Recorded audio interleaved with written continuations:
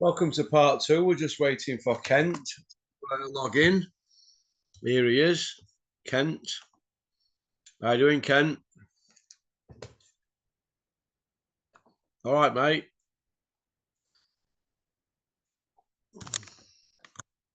Hey there, Kent. Yep, I think I am. Yeah, so you were getting back to it's Big Freeze, the giant freeze. Did he freeze on the night? You put the button moon, Russell. Hey? You could put the button moon. He's got a dint in his head. It's just said on Sky here. He's got to have an operation for a cheekbone, jaw, or something, or the higher part of it broke and shattered or something.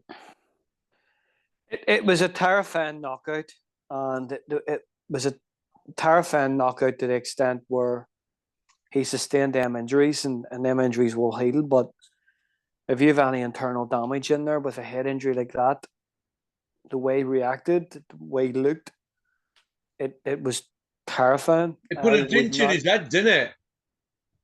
I wouldn't recommend Did you see Fraser it? Clark. I haven't actually seen it. Send me the Put a screenshot. dent in his head.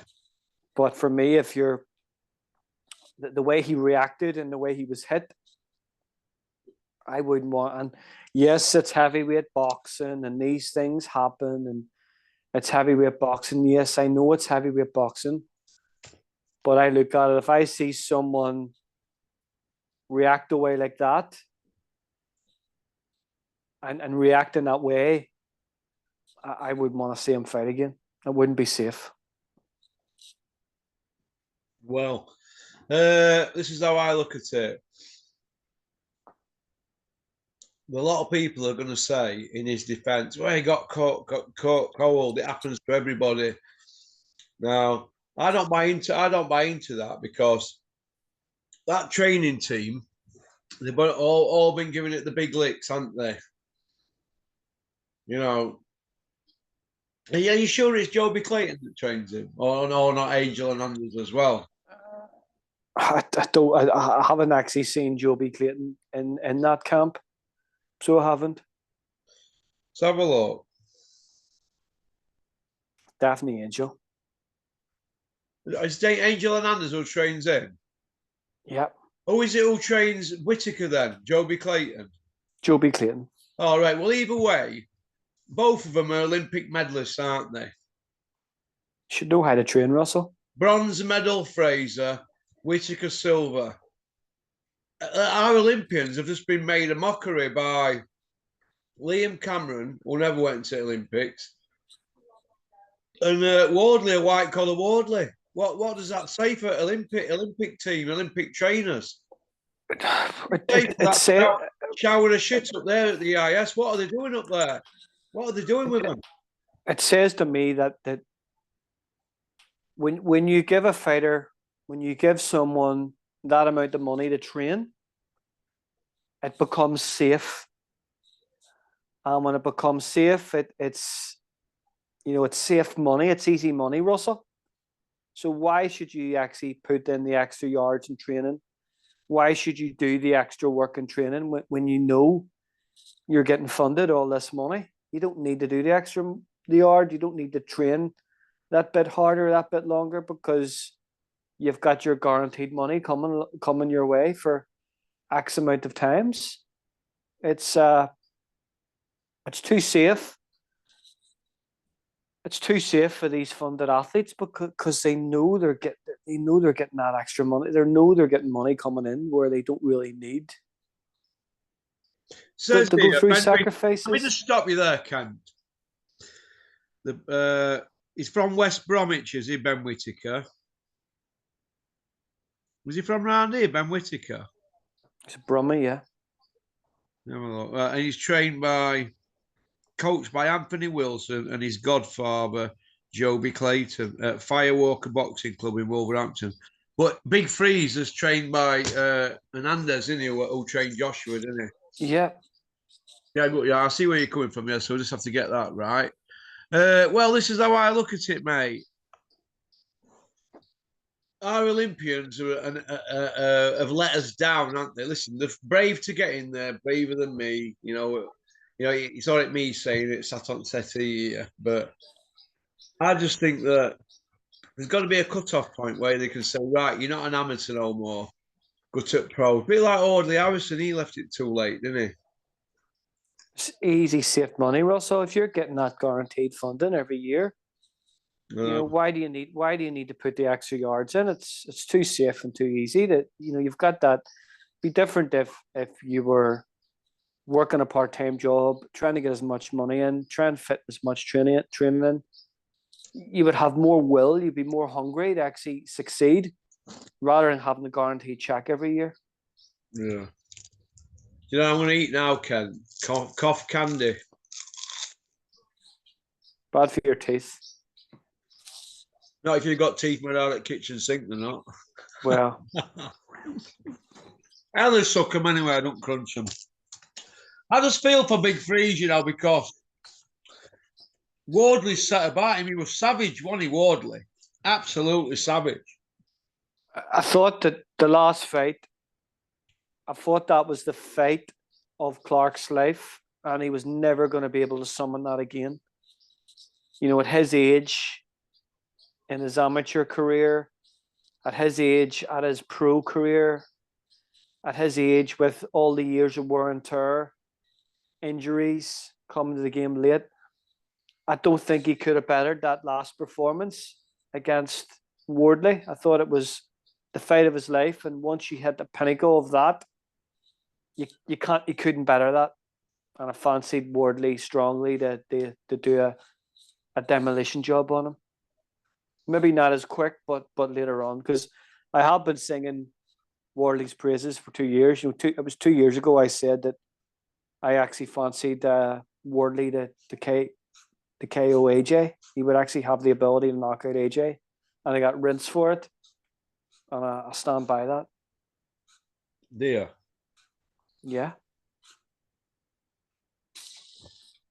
Well, I think it's a shame what's happened to Big Freeze, but Wardley's now, he's well in the mix now, isn't he? God. Well, he was kind of always that fringe guy. For me, he was like between a 20 and a 15 rated fighter. And I think now he's just waiting for a big opportunity.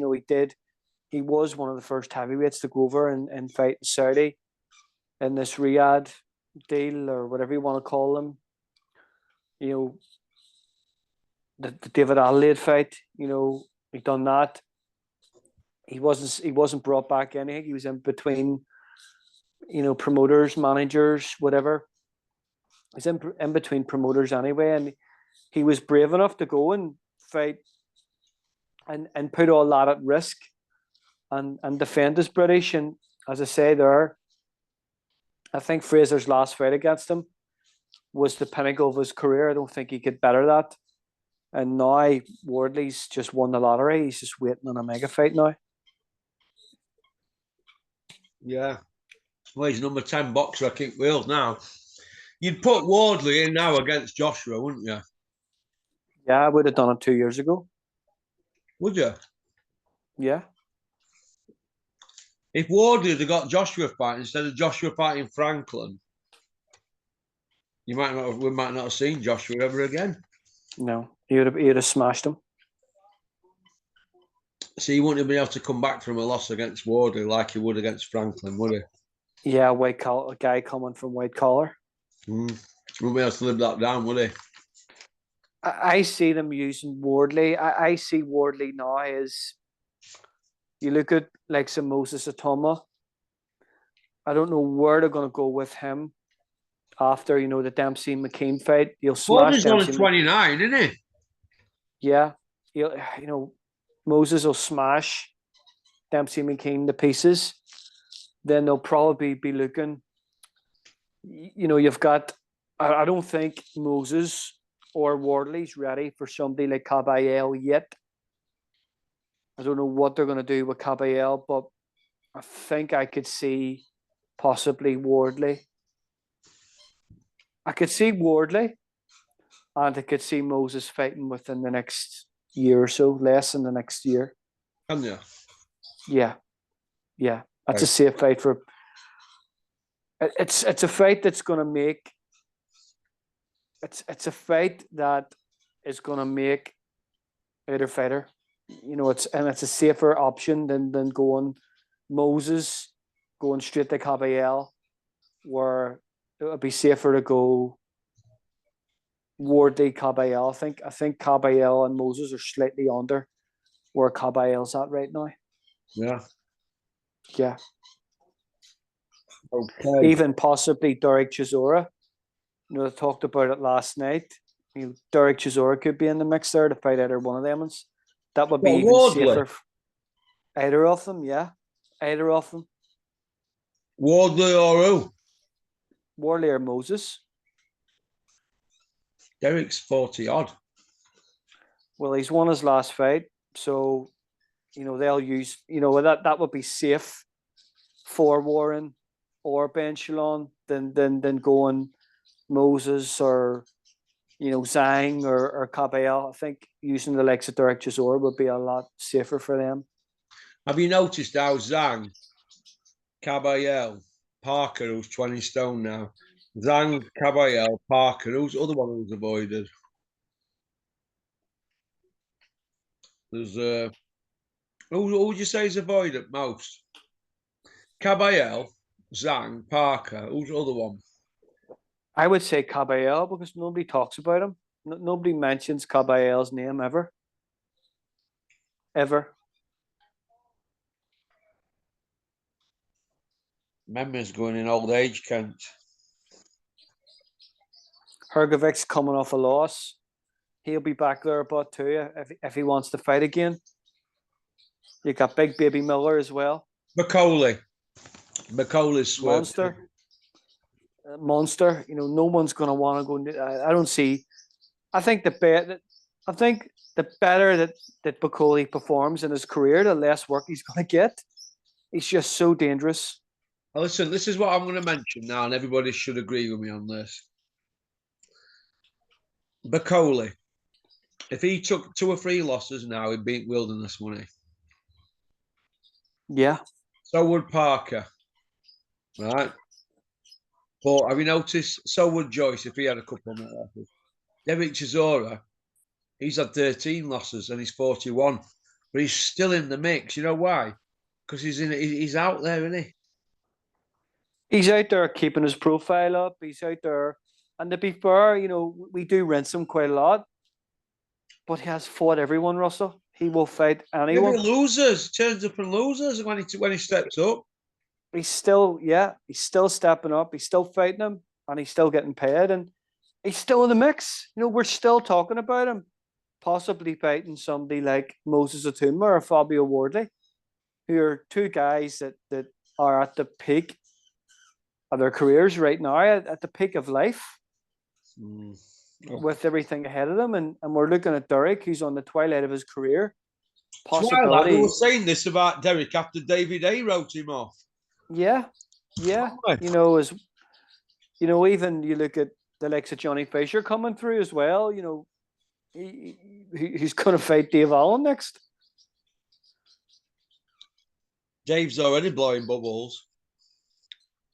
You've got these heavyweights, and I think down the line they will fight, but they're still in the mix, Russell. They're still in the mix. But for me, none of them fighters are going to be anywhere near Macauley or Caballel within the next 2 years.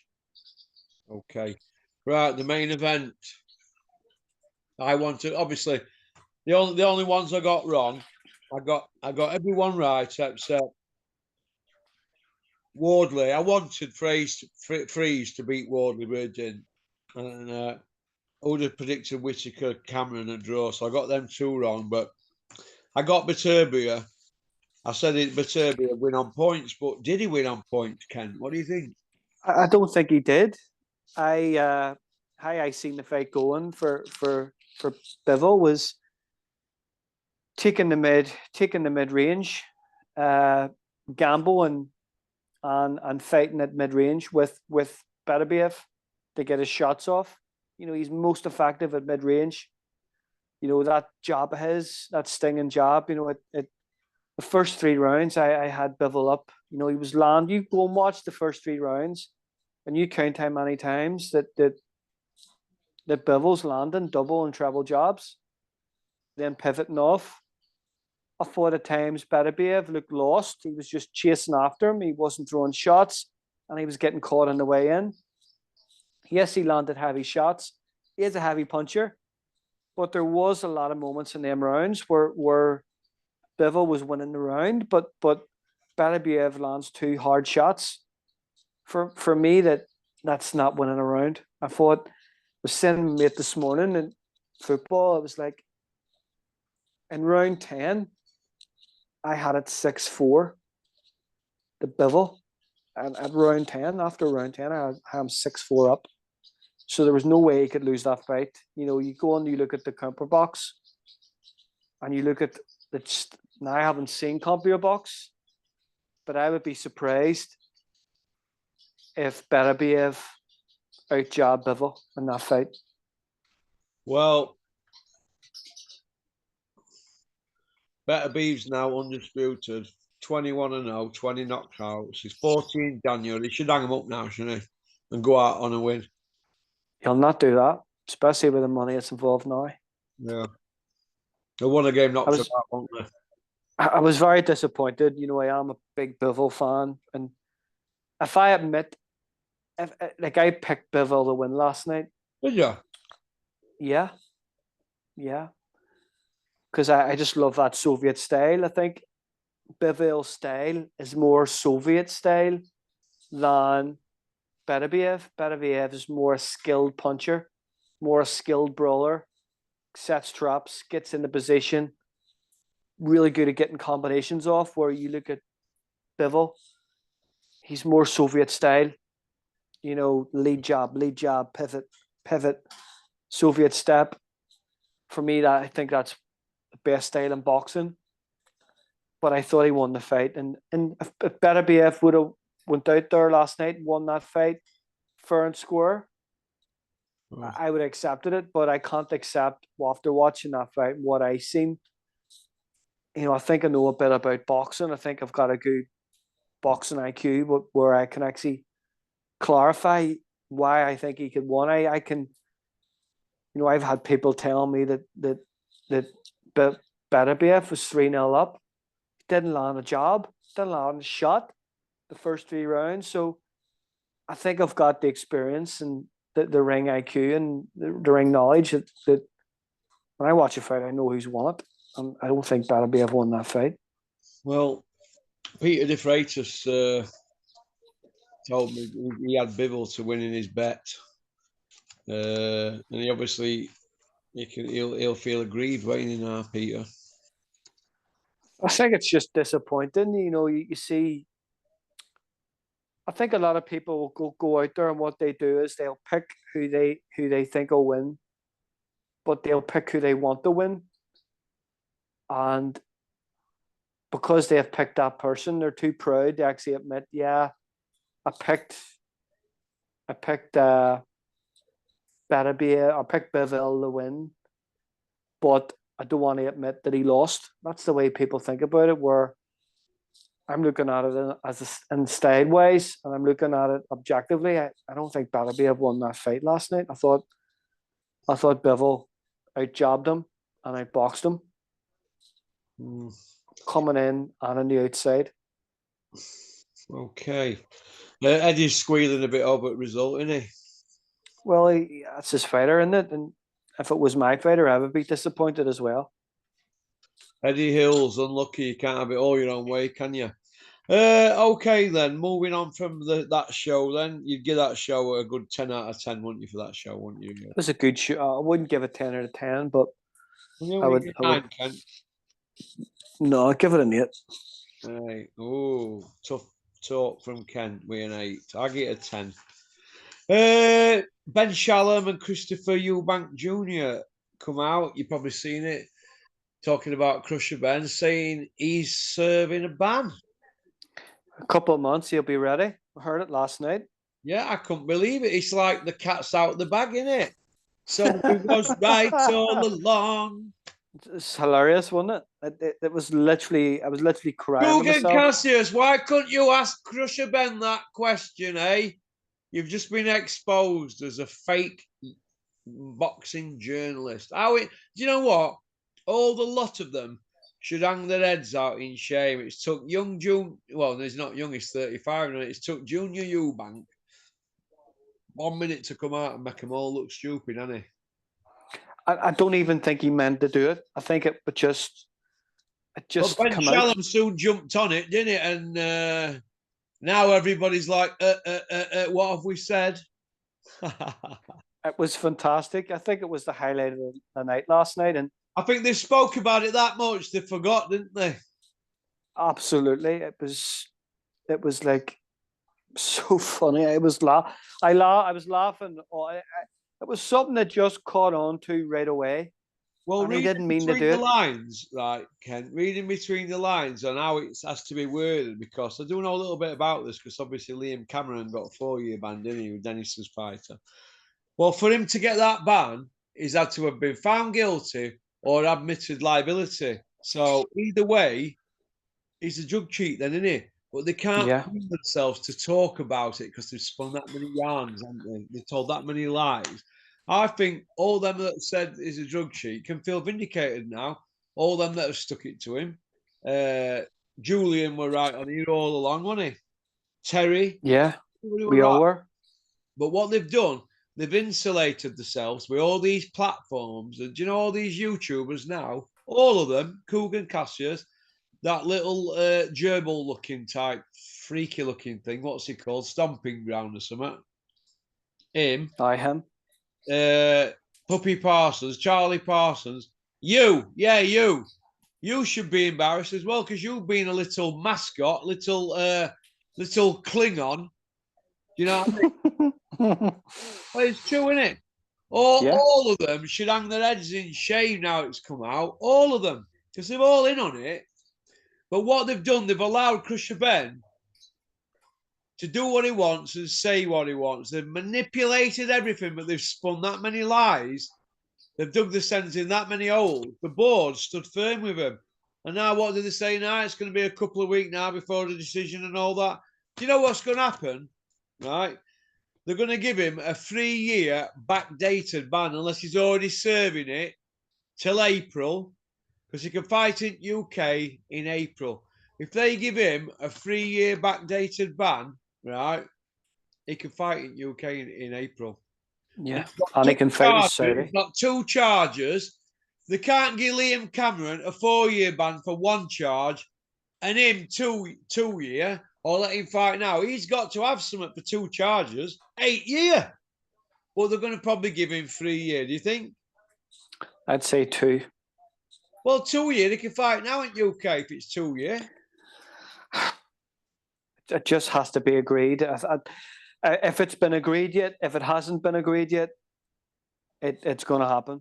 You know, whether it's 2 years, whether it's 3 years, it's going to happen now. Well, mate, it's wrong if you ask me. It's wrong what's gone on. And do you know what?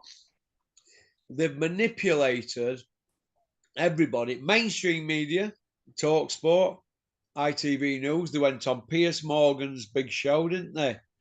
Yeah. So they went on there and fronted it out on there and lied. He lied through his teeth, that Krusher Ben on there, getting him and all that nonsense. And he lied through his teeth non-stop. And yet, when all said and done, they've admitted it. Well, or they've been found guilty. But either way, when they put it on him, all they'll turn around and say is, I had no choice, bruv. I wanted to get on with my career. All that nonsense. And I'm still innocent. They still can't bring themselves to admit it. They can't do it. He's not had a knockout in them 2 fights abroad. He can fight abroad. He can fight in Saudi. He's probably not even bothered now about fighting in UK now. But the moral of the story is they've said he's serving a ban. Benn Shalom and Eubank. Now, if that's not true, well, he needs to be serving papers on him for defamation, doesn't he? Because I wish they'd serve him on me, and I've been screaming it for 2.5 years. Drug cheat. He actually looks like a different person now, doesn't he, Russell? He looks like a skinny wee runt. You know what? He's got his hair gelled back. Bruv, bruv, bruv, bruv, bruv. I'm hitting PBs in the gym, bruv, bruv, crushing it. Who cares about that? Or you fucking heated seats. When I were a young spunker, I had an XR3 with heated seats. Get a grip of yourself. And it was original one as well. Heated seats back then. Talking about heated seats like they've just been invented. Prick. An absolute prick. I'm just fed up with him now. I'm sick of seeing him. And you know, best thing about it is, they're all. He went for a banquet, didn't he, or a dinner or something with that turkey and a few other heads, didn't he? What is all that about? Geezer's a drug cheat. I tell you what, Russell. Eh? I tell you what, he's as. I don't think I've ever seen anyone as unpopular in boxing as Nigel's son. Well, he's playing to the crowd. He wants to be bad man, doesn't he? Do you know what? If he fought Kell Brook, even now, Kell Brook would put him in his top pocket at £160 or £154. Kell Brook would put him in his top pocket. He couldn't beat Soap off a rope, Russell. Kell had put him in his top of his pocket. Kell had put him in his back pocket. Even now, at his age, even now, we're out of training camp. I'm telling you now. I wouldn't be surprised if biggest it happened. hype job I've ever seen in my fucking life. Did you not notice that the disparity in weight last night, even them stand beside each other? He looked like a skinny wee runt. Yeah. But beside Eubank. Eubank were 172 in ring last night, so he put £12 on after weighing. 170. And see, this time there'll be no rehydration clause. None of that. He'll get it ring at that weight and that, but he won't be able to carry it as good as Eubank, will he? No chance. No way. To his frame. So he'll get knocked about. Do you know what's going to happen here? I'll tell you what's going to happen here. He'll get knocked about, and I hope it don't happen. I don't like him anyway, but I hope we don't end up with a bad injury for him here, because they're messing about with these weight divisions, and I'll fight you and I'll do this and that. They're all brassing themselves off. Yeah. Somebody sooner or later is going to get hurt, and you know what? He's had it coming for a long time, him, Krusher. I think it's this whole Saudi thing where they think they can do and say what they want and make fights and the fights that they want to see. And just because there's fights that they want to see doesn't mean they're actually safe. You know, that there's weight divisions for a reason, and it's for fighter safety. You know, it's bad to see what's gone on, but at least boxing needs to be respected. Huh? Boxing weight classes and boxing actually needs to be respected. Eubank came out at end and he called out Laura, Canelo, Billy Joe, and Krusher Benn. Billy Joe, the 20 stone. Billy, I don't know about 20 stone. Billy won't fight again. The arena, did it look empty to you? It didn't actually look like an arena to me. It looked like it looked like an arena just full of VIP boxes. The VIP suites, that's all it looked like. I don't know. Somebody's asked me a question here. Fabio against Moses Atome. I don't think Atome deserves a fight like Fabio yet, do you? Not yet. Not yet. But I see it happening within a year. What did you think to him dragging it out with all that music on and that? As I said in the first video, it's I would rather have it at the end of the event, the show, not before a big fight. Do you think it's like WWE a bit now, boxing, how it's going? Because all you've got all fight week are these plots and all these YouTubers turning up with camera jockeys, Terry calls them. We've got all these subplots and this and that, everything that's going on. I just wonder what you thought about it all. You know, all these everybody's got beef. It's pantomime. It's all pantomime. And then afterwards we've got brutally honest. Do you think that brutally honest is just cringe because none of them can lie straight in bed, can they? No. I think what they're trying to do is turn the boxing shows. It's kind of like what Eddie wanted to do with, the match room, and what was that match room in the garden? What was that they were doing? Oh my God, that That was kind of like an event base where we're charging fortune for the tickets and canapes and charging they going to these shows, and it was just outpricing, working class people. And I think that's what's happening now with these Saudi shows. It's going to outprice normal people that can't afford it. But for me, it's not an event. It's a boxing show, and I want to see fighting. If I want to watch a concert, I'll watch a concert. But I think if you're going to put something on like that, you put it on before the show or after the show, not during the show. It just prolongs it. yeah, yeah, it does. Before we go, can we have a quick chat on the Tyson Fury Usyk rematch, December 21st? Does it happen, Kent? Yes or no? I don't see it happening. No. I don't think he'll want it. I think in his head he knows he was beat. I think in his head he knows he was hurt. He was dropped by the smaller man, who he said was a middleweight. He was comprehensively outboxed and outfought and outpunched by a smaller man. Going into this rematch, Usyk's going to have even more knowledge on how to beat him. He's going to have more of a measure. Let's be honest, two of them went into that fight with a game plan, but did they actually really know it was going to be effective? It was a measuring stick in how to win the fight. Now Usyk actually knows how to beat Fury, and he's done it before, and I think he'll do it even cleaner this time. I think he'll stop Fury. Yeah. I think he'll stop him, yeah. Okay. Because they don't want this going to points. The last thing you want is a trilogy fight that cannot go to points. I think Usyk, there's more pressure on Usyk this time to actually stop Fury. The Gad's come out and he said he can see Usyk Fury 3 times and then Joshua and Fury 3 times. I can't see that, can you? That's impossible. That's nonsense. That's just somebody talking out of their backside. That just shows you what he knows about boxing. I think Fury's got 2 fights left, max. Well, I don't know about that because the other side of the coin is depends what mood Fury gets out of bed. He might fight till he's 45 because he's greedy, isn't he? And Joshua, they're greedy, aren't they? It's not down to will, Russell. It's not down and wanting to. It's down and for me on the wear and tear of the body.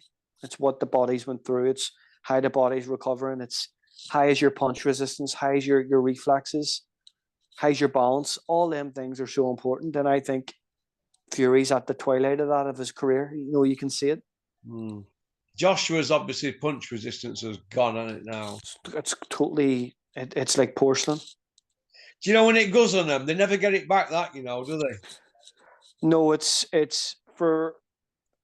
I've heard lots of theories on it. I've heard lots of theories over the years on CTE and head injuries and concussion, and it's hard to say. But once a fighter's been knocked out once, they're going to be susceptible to get knocked out again. Every time a fighter is dropped or knocked out, that's a bit less punch resistance. That for me is the theory that I would say. I'm not saying it's true, but the more a fighter gets hurt, the more a fighter gets dropped, the less punch resistance they're going to have. And wear and tear of the body, wear and tear. Both of them are in their 30s, so that's not going to happen. Okay, then we'll finish off on this. The White Rhino against Johnny Fisher. Who have you got? I think Johnny Fisher will smash him up in about 3 rounds. Yeah. Yeah. Honestly. Yeah. Wow. Well, you look what Fabio Wardley did last night to Fraser Clark, and you look at Fraser Clark and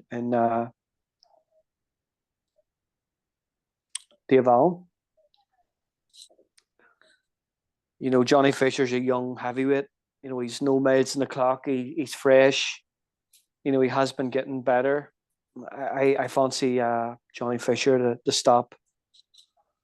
You know, we've been hearing for years that Dave Allen, I'm going to train harder, I'm sparring well, I'm going to do this. It's too late now to hear that. Yeah, the old stronger, faster, quicker than a speeding bullet. I'm taking it serious now. I've got loads of kids. You know, he's young. You know, for me, Johnny Fisher's a lot younger and a lot fresher than Dave Allen. He's like a young Dave Allen, isn't he? Yeah, More yeah, dedicated.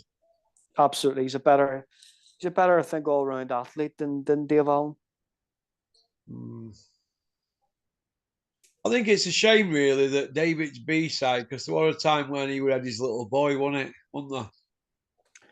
How long ago was that? Well, it's what is it? Nearly 6 years since he done Lucas Brown. It's a long time ago, isn't it? Yeah, 6 years is a long time in boxing, Russell. Since then, he's had David Price loss, and then he's you know he's been fighting nobody's and he's put his Senate shot window. But for one night, he might be able to surprise everybody and do Fisher. I hope. I can't see it. Because to be honest, all this Bosch nonsense, it's got to stop. I'm bored of it. I'm bored of it. It's boring. No. So, okie dokie then, Kent. Well, listen, thanks for coming on. It's been great to see you. You're looking well. No glasses. Thank you, mate. No, they're my glasses I get rinsed for. They're actually sports glasses. So if anyone's asking why are you wearing them for, I wear them because I want to wear them. That's why. You wear them for playing squash and stuff like that? I just wear them for all the sports I play and they're handy. So I don't mind wearing them. Like, I don't care. You do what you want, Kent. All right, lad. Peace out. All the best. Take care, Kent. Hey, right. Oh, he's gone. Well, that were Kent. Don't be taking piss out in his glasses. He don't like it. You can fight Kent as well, you know. Pop, pop, bang. That's about it. We've got Andy coming on tonight in a two-parter. Andy, who's not from Aberdeen. Peter De Freitas is on tomorrow morning at 11 o'clock. And then after Peter De Freitas, I've got Big Sean from Scunthorpe on. So anybody wanted to come on? Bottom corner, pokeycorner@mail.com. That includes you, Dripping Tap. Oh, Dripping. All right. One piece out.